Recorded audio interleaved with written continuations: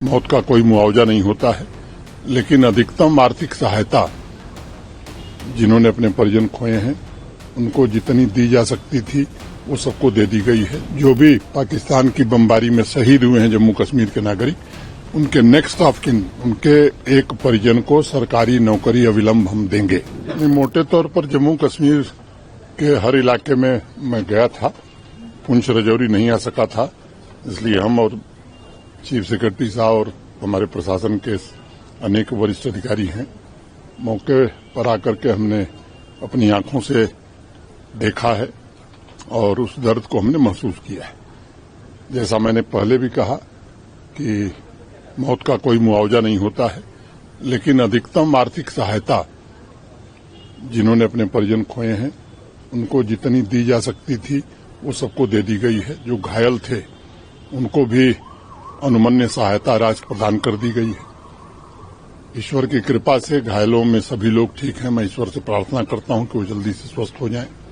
एक बड़ा फैसला हम लोगों ने किया है कि जो भी पाकिस्तान की बमबारी में शहीद हुए हैं जम्मू कश्मीर के नागरिक, उनके नेक्स्ट ऑफ किन, उनके एक परिजन को सरकारी नौकरी अविलंब हम देंगे। बंकर की जरूरत है। अभी डिस्ट्रिक्ट एडमिनिस्ट्रेशन ने एक प्रेजेंटेशन किया है, उसको भी एसआरई सिक्योरिटी रिलेटेड एक्सपेंडिचर के तहत अब जरूरतें ज्यादा महसूस हो रही हैं तो उस काम को भी प्राथमिकता पर लिया जाएगा। अनेक लोगों के घर तबाह हुए हैं, व्यावसायिक प्रतिष्ठान तबाह हुए हैं। भारत सरकार की ओर से पूरा आश्वासन है ऐसे लोगों को रिहेबिलिटेट करने के लिए एक कॉम्प्रिहेंसिव प्लान जम्मू कश्मीर प्रशासन बनाएगा। हमारे एडमिनिस्ट्रेशन के लोग अभी आइडेंटिफिकेशन का काम कर रहे हैं, एक बार वो हो जाएगा तो इस प्रक्रिया को भी जल्दी पूरा करेंगे। एडमिनिस्ट्रेशन ने बहुत अच्छा काम किया है सर। मुझे फक्र है अपने एडमिनिस्ट्रेशन पर।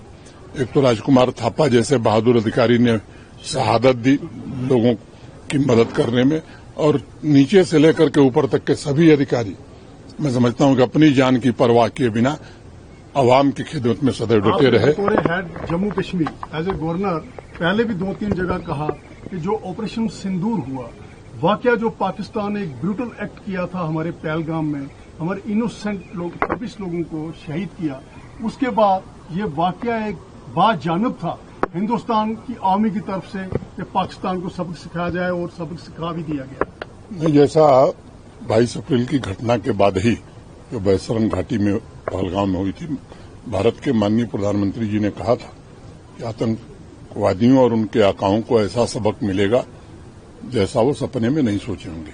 पूरा देश आज गौरवान्वित महसूस कर रहा है भारतीय सेनाओं पर, जिन्होंने बड़े ही सटीक ढंग से, संवेदनशील ढंग से वहीं आक्रमण किया जहां आतंकवादी थे या उनके कैंप थे। सैकड़ों से ज्यादा आतंकवादी मारे गए।